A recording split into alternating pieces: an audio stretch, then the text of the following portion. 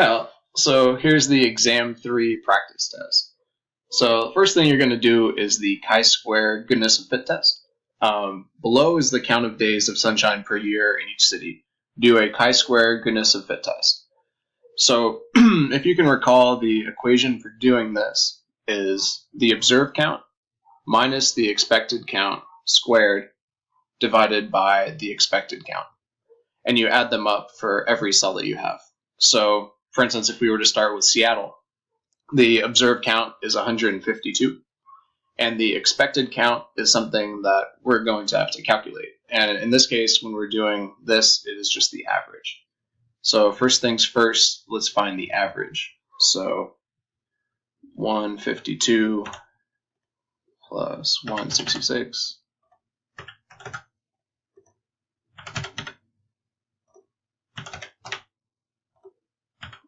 all the way through, and then divide by how many we have. And in this case, there's 7. So our average is 203.14. So I'll just write that down here, 203.14. So going back to our equation, that's what we're going to plug in every time we do the expected count. So let's start with Seattle and go all the way through. So the expected count is, or the observed count is 152, and then we subtract that by the expected count, which is 203.14. We then square this and then divide by the expected count, which is 203.14. So essentially, if you're doing this at home, you bust this out with your calculator, you go through this, you add this up, and then you do this again and again all the way through. So next you would do the same thing with Cleveland, and then Portland, and then San Francisco. So here we would write plus here.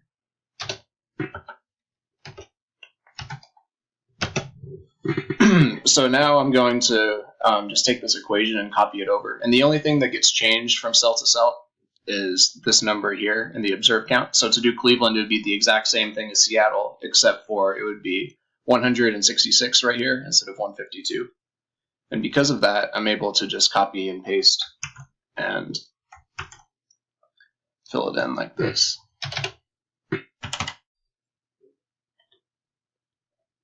So when you're doing this from home, you'll just be doing your calculator. If you're doing this on a test, you'll just be using the calculator as well. So 144, so that's Portland, San Francisco,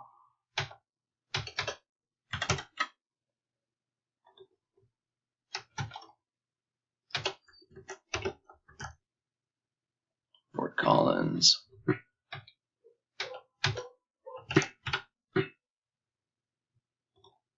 Washington, D.C. is 203. It's almost exactly what you would expect. It's an average. And then finally, Oakland.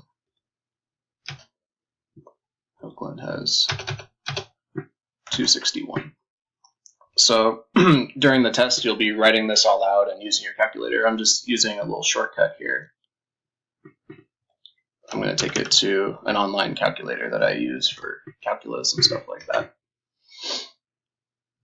So this is what it would look like if you wrote it all out. It would be 152 minus 203.14 squared divided by 203.14. And you add the next one, and you add all of these together.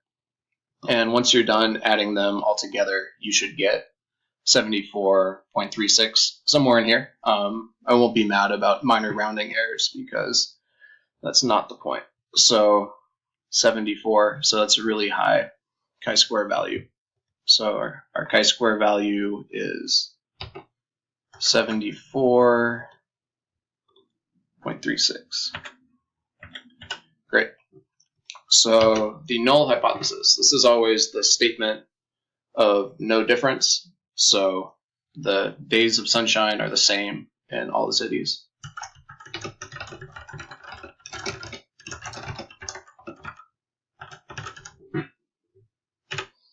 And then the alternative hypothesis is just simply that they are not all the same.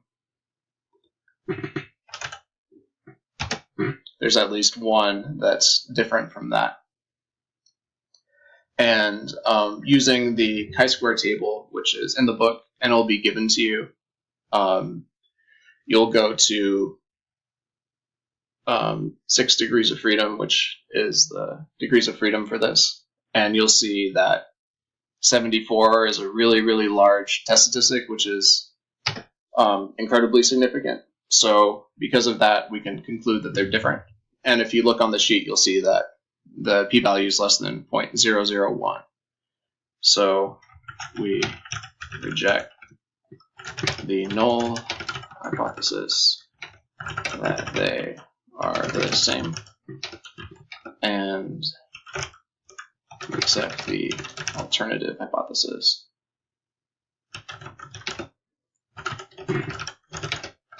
that days of sunshine are not the same in all cities.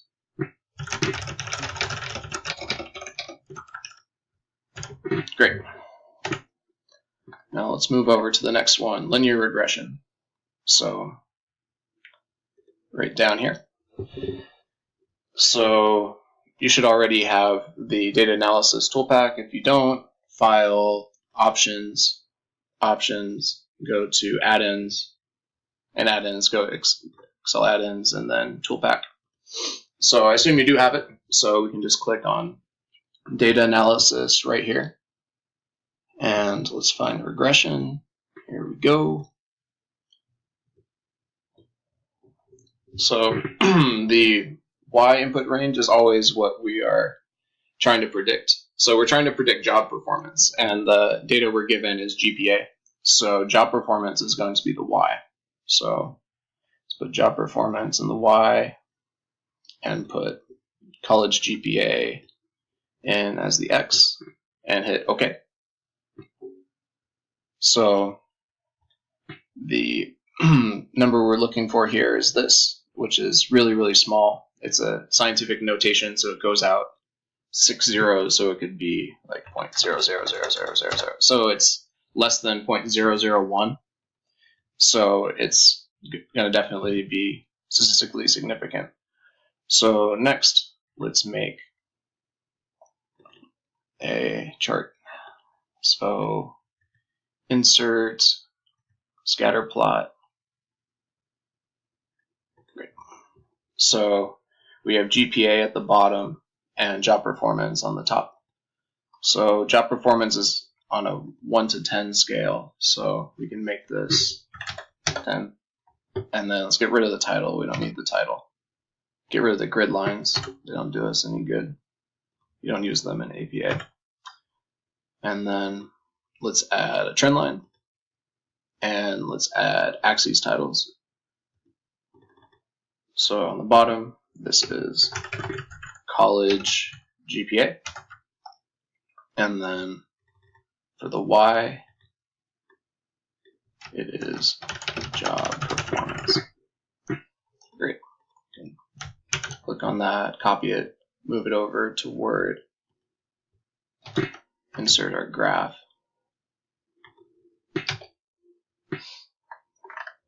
And then what do we conclude? We can conclude that college GPA significantly predicts job performance.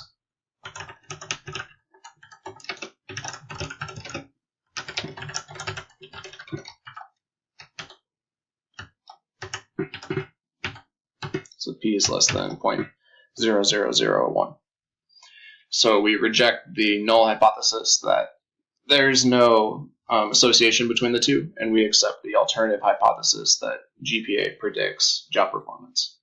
Great, one last thing. Let's do the ANOVA and create a bar chart for it.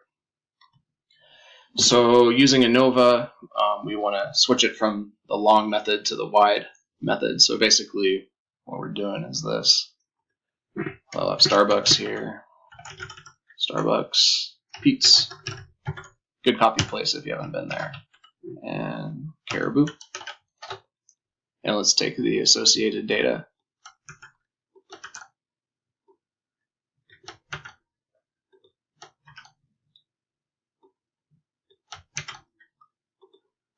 All right, so we're doing ANOVA. So go to Data, Data Analysis, and then should be ANOVA single factor over here. Let's put our input range and all the data we want, and then hit OK. So we get a p-value of 0.127. So it's not less than 0.05, so we're going to fail to reject our null hypothesis.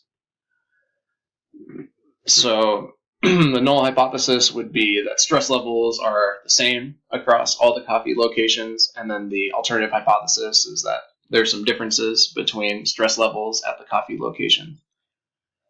So next, let's make this bar chart. So I'll copy these names and paste them down. And then equals average, and then draw in this data, hit enter. Then do the same over here.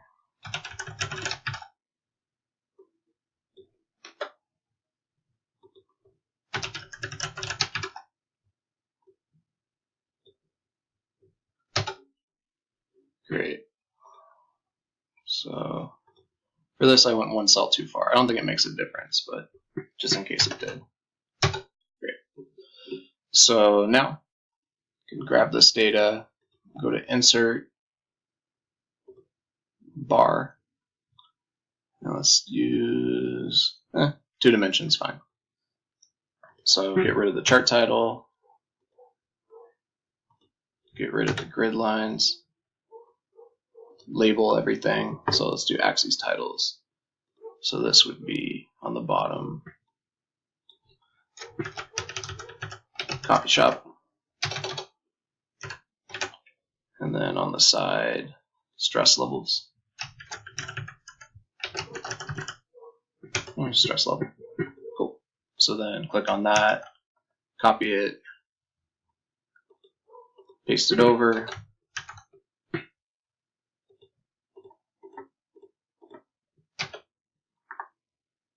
And then what do we conclude? So because the p-value was greater than 0.05, we fail to reject the null hypothesis that stress levels are equal at all coffee shops.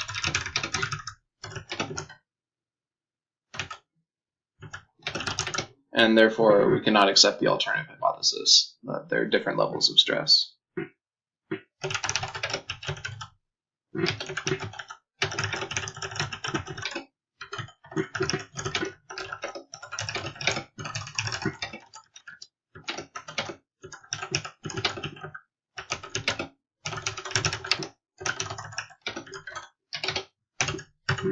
So great.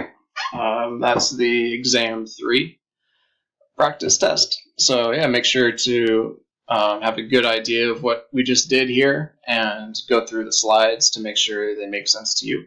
And once you do that, you'll likely be pretty prepared for the test coming this Tuesday. Good luck.